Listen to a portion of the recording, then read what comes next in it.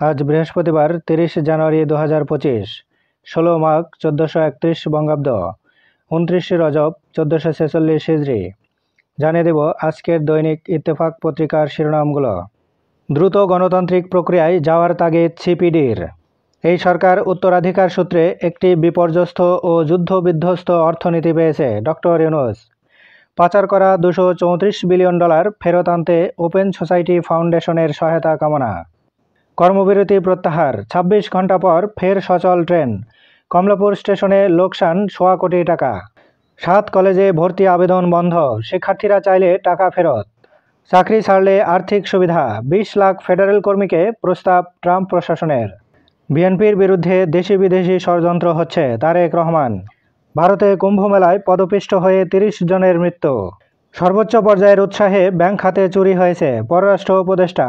Bank খালি হয়ে গেছে অথচ গ্রামের ছোট উদ্যোক্তারা প্রয়োজনীয় মূলধন পান না। ডক্টর ওয়াহিদুদ্দিন মাহমুদ।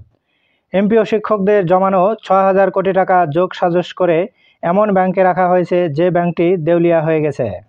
প্রতিদিন দৈনিক পত্রিকাগুলোর শিরোনাম জানতে লাইক, কমেন্ট এবং সাবস্ক্রাইব করুন।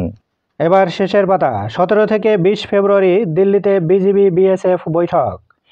এবার ভারতের সঙ্গে কথার টোনটা আলাদা হবে, স্বরাষ্ট্র উপদেষ্টা। শীর্ষ নেতৃত্বের বিচারের আগে আওয়ামী লীগকে কর্মসূচি করতে দেয়া হবে না, প্রেস সচিব। কারাগার থেকেই ঝাড়ফুঁক দিচ্ছেন দরবেশ, বললেন রিজভী।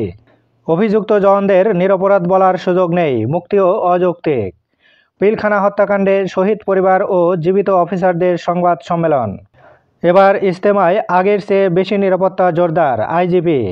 পুতুলের সূচনা ফাউন্ডেশনের অস্তিত্ব খুঁজে পায়নি দুদক। আদালত কক্ষে হট্টগোল, কাঠগড়ায় হাসিমুখে আনিসুল, বিমর্ষ সালমান ও আতিকুল। 3 জন ফের রিমান্ডে।